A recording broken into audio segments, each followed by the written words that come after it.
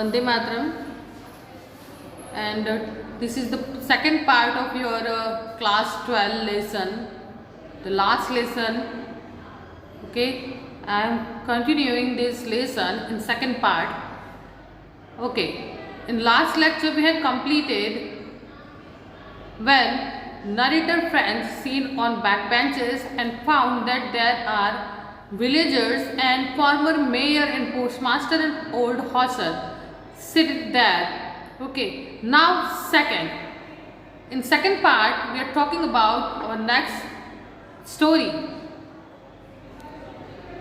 Second paragraph.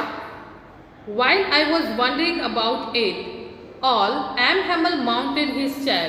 Okay, तो यहाँ पर जब फ्रेंड्स हमारे नरेटर ये सब कुछ सब देख रहे थे कि विलेजर्स पीछे बैठे हुए हैं, पोस्टमास्टर बैठे हुए हैं, मेयर बैठे हुए हैं एंड जो हॉसर बैठे हुए हैं, जिनका जो बूढ़ा व्यक्ति है उसका नाम हॉसर है. ओके, तो सभी बैठे हुए हैं. तभी वो कहते हैं कि जब मैं सब कुछ ये देख रहा था, वंडर कर रहा था, तभी एम हैमल अपनी चेयर को खिसकाते हुए and in the same grave and gentle tone which he had used to be, और एकदम सेम ग्रेव में और जेंटल टोन में वह बोलते हैं, कहते हैं my children this is the last lesson I shell give you. ये आपका लास्ट लेसन है जो मैं आपको आज पढ़ाने वाला हूँ, जो आज आपको देने वाला हूँ. The order has come from Berlin to teach only German in the schools of Alsace and Lorraine. Okay, so it is very IMP question. यहाँ पे ये बहुत ही IMP क्वेश्चन बनता है कि बर्लिन से क्या ऑर्डर आया था. ठीक है, तो यहाँ पे ये जो क्वेश्चन बनेगा और ये बार बार पूछा भी जाता है, तो ये आपको याद रखना है कि मिस्टर एम हैमल व फ्रेंड्स को कहते हैं my children this is the last lesson I shell give you. मैं आज जो आपको लेसन देने वाला हूँ वो लास्ट लेसन है. बर्लिन से ऑर्डर आया है कि सिर्फ जर्मन लैंग्वेज पढ़ाई जाए अल्सेस और लॉरेन के स्कूलों में.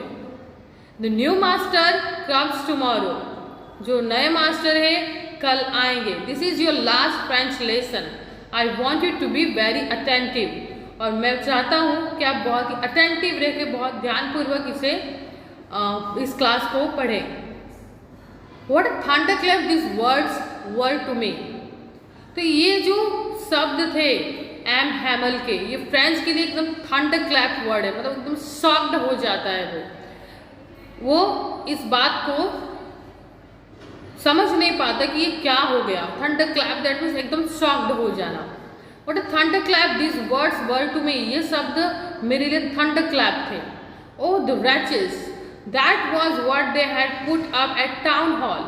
Oh, तो ये बात है, तभी वो लोग टाउन हॉल में ये सारी बात कर रहे थे.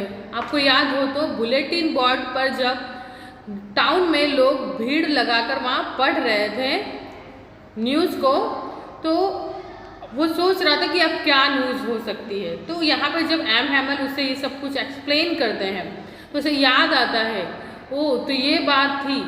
ओ the wretches that was what they had put up at the town hall. तो यही चर्चा हो रही थी टाउन हॉल में. My last French lesson why I hardly knew how to write. I should never learn any more.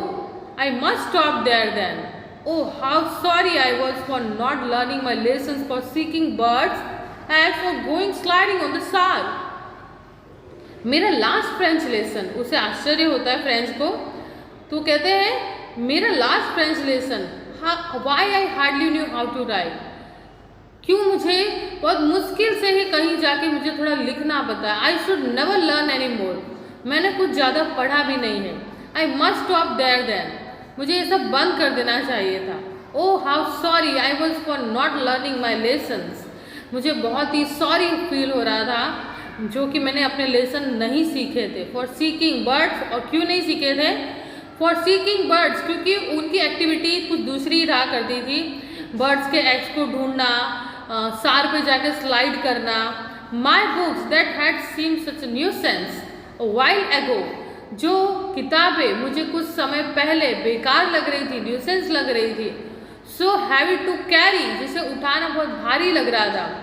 My grammar and my history of saints, मेरी grammar book और मेरे जो संतों का इतिहास है, वर ओल्ड फ्रेंड्स, वह सब मेरे पुराने मित्र हो गए।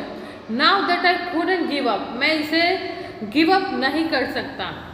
एंड एम हैमल टू, और एम हैमल भी यही सोच, एम हैमल टू, और एम हैमल भी, the idea that was going away, और एम हैमल जो वो कह रहे हैं, ये जो विचार है कि वो चले जाएंगे, that I should never see him again, कि मैं उन्हें नहीं देख पाऊंगा, made me forget all about his ruler. तो ये सारी चीज़ें कि अब मैं एम हैमल को नहीं देख सकूंगा, अब एम हैमल हमें नहीं पढ़ाएंगे, तो ये सारी चीज़ें मुझे उनके रूलर और उनके क्रैंकी जो उनका स्वभाव है, उनका जो क्रैंकी स्वभाव था, इसके बारे में मैं सब कुछ भूल जाता हूँ। Poor man, this word poor man is using for M Hamel, M Hamel के लिए यहाँ पे ये पुअर मैन वर्ड यूज किया है। It was in honour this last lesson that he had put on his fine Sunday clothes, और इसी honour में, इसी सम्मान में उन्होंने संडे क्लोथ्स को पहन रखा है। And now I understood, next page, now I understood why the old man of village were sitting there, और अब मुझे समझ आया कि क्यों ये जो विलेजर्स हैं यहाँ बैठे हुए हैं, in the back of the room. Okay, तो रूम के बैक पे, मतलब कि बैक बेंचेस पे बैठे हुए हैं। It was because they were sorry too, okay, क्योंकि वह भी कहीं ना कहीं उन्हें भी खेद है, that they had not gone to school more, कि वो ज़्यादा स्कूल नहीं गए। It was their way of thanking our master for his 40 years of faithful service, यह उनका एक तरीका है हमारे मास्टर को थैंक कहने का, जो 40 सालों से फेथफुल सर्विस यहाँ कर रहे हैं। End of showing there respect for the country, और यह कंट्री की रिस्पेक्ट करना है, दैट वॉज दैट्स नो मोर, जो कि अब उनकी नहीं रह गई, प्रसिया के हाथों चली गई है।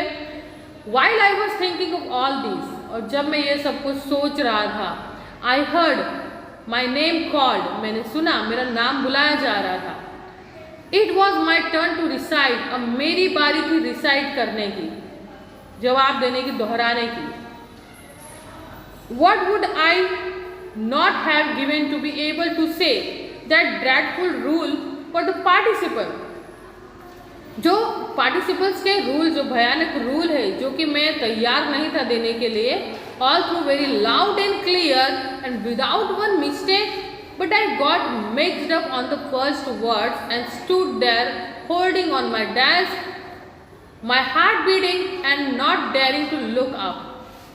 ओके, तो विदाउट एनी मिस्टेक मैं ये कर रहा था, but I got mix up on the first word, participles को डिसाइड करने में पहले वर्ड में थोड़ा मिक्सड अप हुआ, फिर उसके बाद खड़ा हुआ, डेस्क को पकड़ के रखा, मेरी हार्ट बीटिंग हो रही थी और मैं ऊपर नजरें नहीं उठा पा रहा था। And not daring to look up. Okay, I heard M Hamel say to मी, मैंने सुना कि एम हैमल मुझसे कह रहे थे, I once called you, मैं तुम्हें डांटूंगा नहीं, little friends, you must feel bad enough, तुम्हें बुरा फील हो रहा होगा। See how it is, देखो यह कैसा है।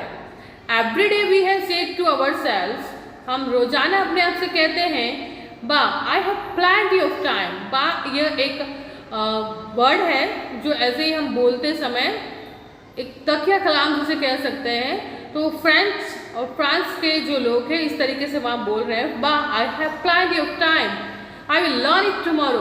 हम रोजाना अपने आप से कहते हैं कि भाई अभी बहुत टाइम है, हम इसे कल सीख लेंगे। Now you see where we have come out, और अब देखिए हम कहाँ आ गए हैं। हाँ, that's the great trouble with Alsace, और यही सबसे बड़ी समस्या है हमारे अल्सर्स के साथ। See puts off learning till tomorrow, ये सब कुछ जो अल्सर्स हमारी डिस्ट्रिक्ट है, सब कुछ कल के लिए छोड़ देती है। Now those fellow out there will have the right to say to you, अब वो जो फेलो मतलब यहाँ पे है next generation, out there will have the, जो आगे आएंगी उनके पास राइट होगा, उनके पास अधिकार होगा हमें ये कहने का। How is it you pretend to be Frenchman, कि कि आप क्या फ्रेंचमैन होने का प्रिटेंड करते हो, नाटक करते हो। And you can nether speak nor right your own language, यहाँ तक कि आपको खुद अपनी लैंग्वेज बोलना और लिखना नहीं आता है। ओके, मतलब अब यहाँ पे ये समय आ गया है कि हमें जर्मन लैंग्वेज पढ़नी है, हमें मातृभाषा बंद करनी पड़ रही है। तो जो हमारी नेक्स्ट जनरेशन है उसको जब हम मातृभाषा के बारे में कहेंगे तो वो हमें ये कहने का अधिकार रखते हैं कि आप क्या, मतलब हम फ्रेंचमैन हैं ऐसी बात कर रहे हैं, जबकि आप खुद तो बोल या लिख नहीं सकते हैं।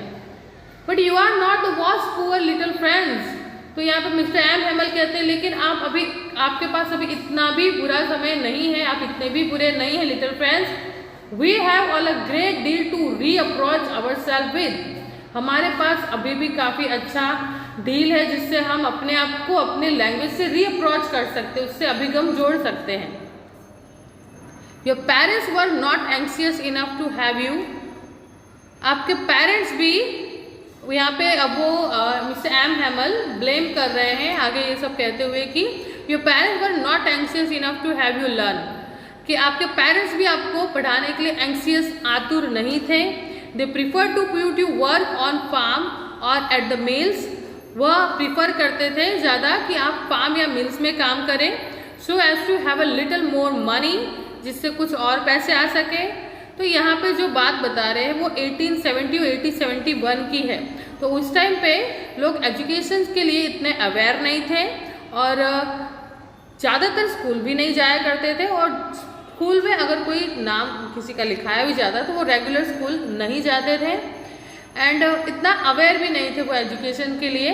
तो इसलिए यहाँ पे वो कहते हैं कि आपके पेरेंट्स भी एंशियस नहीं थे आपको पढ़ाने में, वह इसमें ज़्यादा प्रीफर करते हैं कि वो अपने बच्चों को फार्म या मिल्स में काम करवाए जिससे कुछ पैसे आ सके घर में।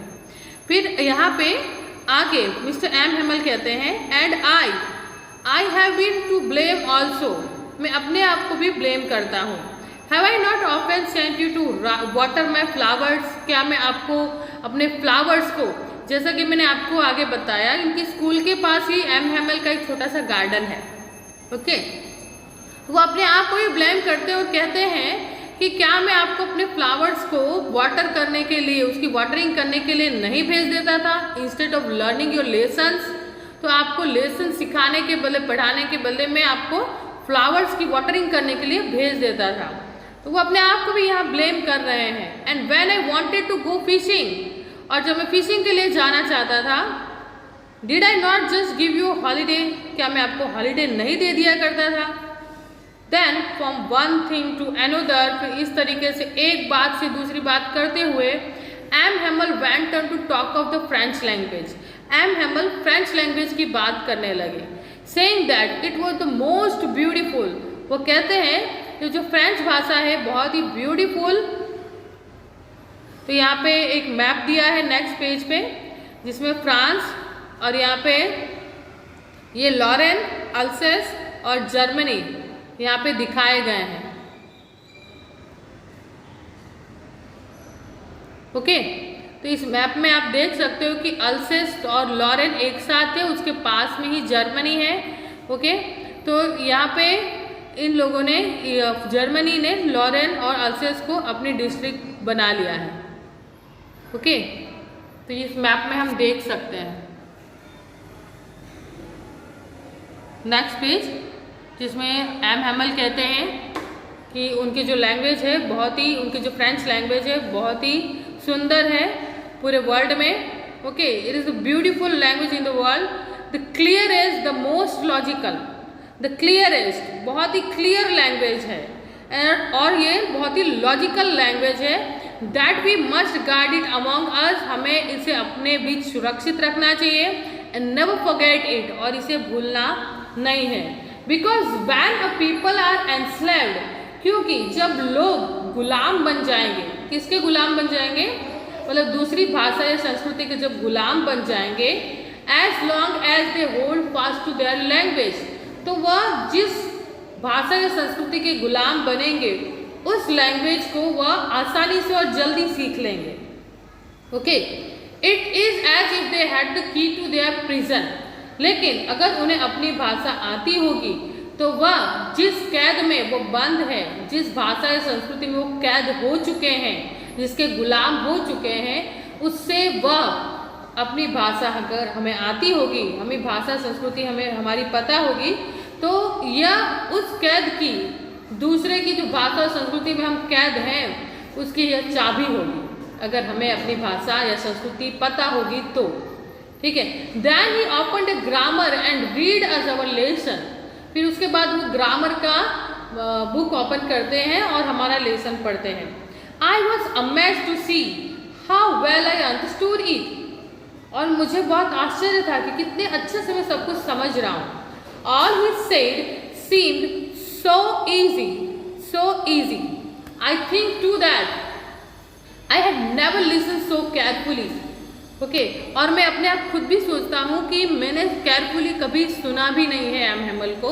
And that he had never explained everything with so much patience. और उन्होंने भी पहले कभी इतने पेशेंस के साथ एक्सप्लेन नहीं किया है। It seemed almost as if the poor man wanted to give us all he knew before going away. तो ये सारी चीज़ें दिखा रही थी कि ये जो पुअर मैन है, जो एम हेमल है, जो बेचारे हैं व्यक्ति हैं, वो हमको जो कुछ भी वो जानते हैं, wanted to give us all, वो सब कुछ हमें देना चाहते जो वो जानते हैं जाने से पहले। And to put it all into our heads at one stroke. और एक ही बार में सारा वो ज्ञान हमें दे देना चाहते हैं एक ही स्ट्रोक में। After the grammar we had a lesson in writing. Grammar के बाद हमारा जो अगला लेसन है वो राइटिंग का है। That day M Hamel had new copies for us. उस दिन एम हेमल के पास हमारे लिए कुछ नई कॉपियाँ थी, written in beautiful round hand, जिसमें उन्होंने बहुत ही सुंदर मुड़ावदार अक्षरों में, घुमावदार अक्षरों में लिखा था France अल्सेस, France अल्सेस। Okay, they look like little flags floating everywhere in the school room. तो वो सब ऐसा लग रहा था जैसे कि छोटे छोटे फ्लैग्स हैं, वह पूरे स्कूल रूम में लगाए गए हैं। Hung from the rod at the top of our desk. हमारे डेस्क का जो रोड था उसके टॉप में भी उसे लगाया गया था।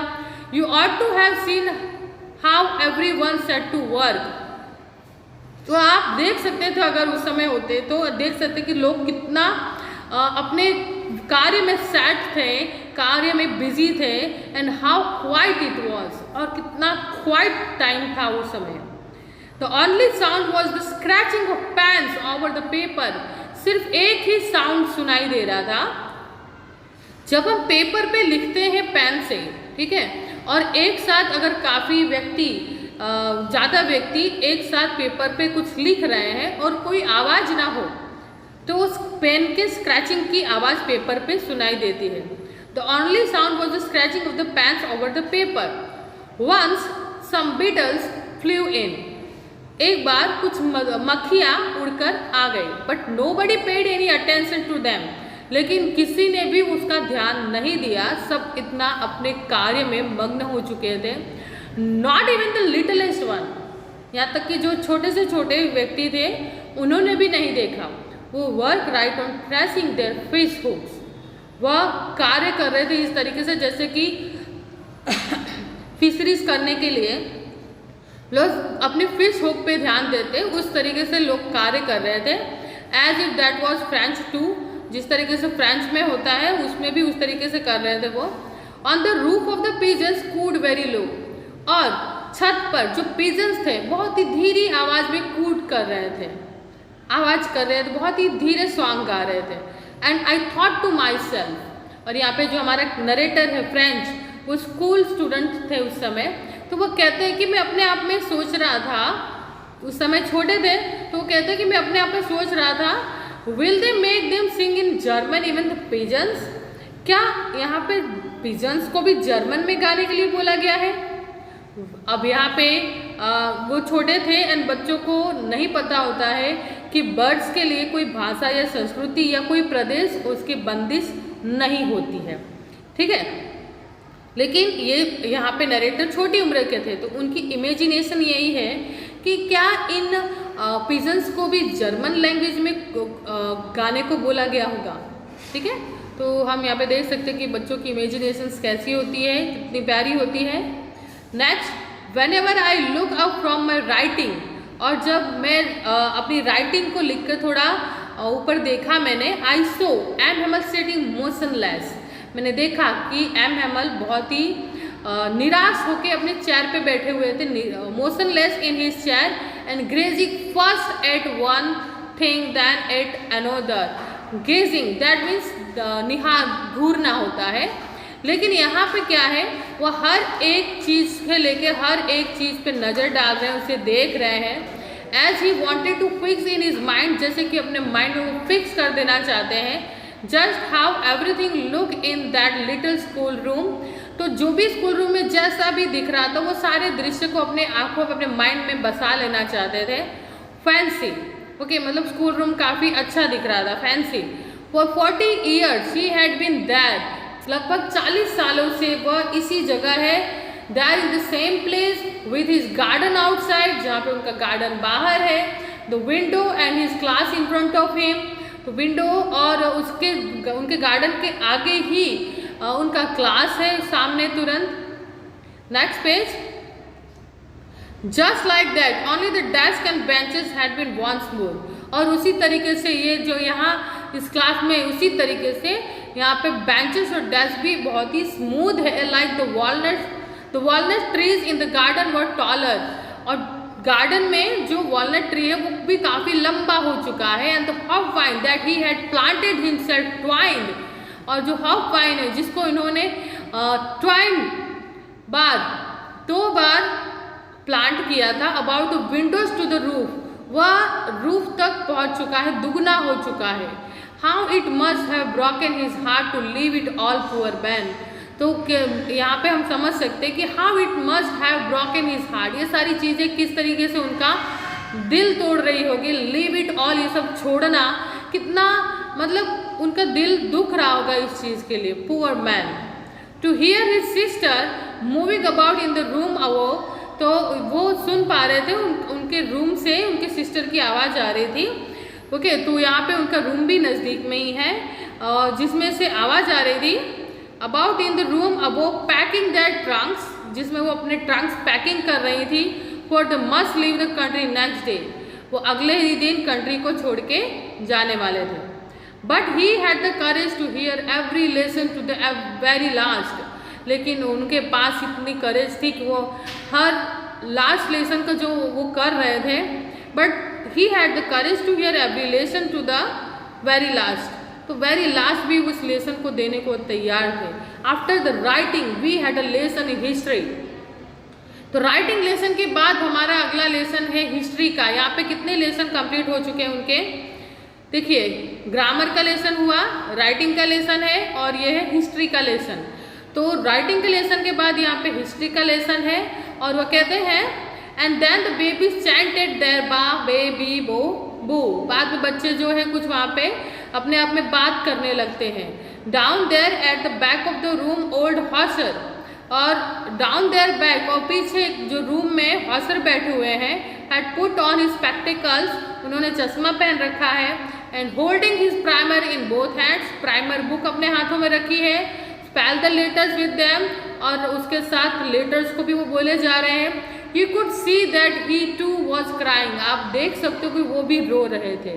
His voice trembled with emotion, उनकी जो वॉइस भावनाओं के कारण कपकपा रही थी, ट्रैम्पल्ड हो रही थी। मतलब कोई व्यक्ति अगर रोते हुए कोई वर्ड इमोशन से भरा हुआ हो और रो रहा हो, कोई शब्द बोल रहा हो, तो वो प्रॉपर वो वॉइस आती नहीं है, ट्रैम्पल्ड होती है।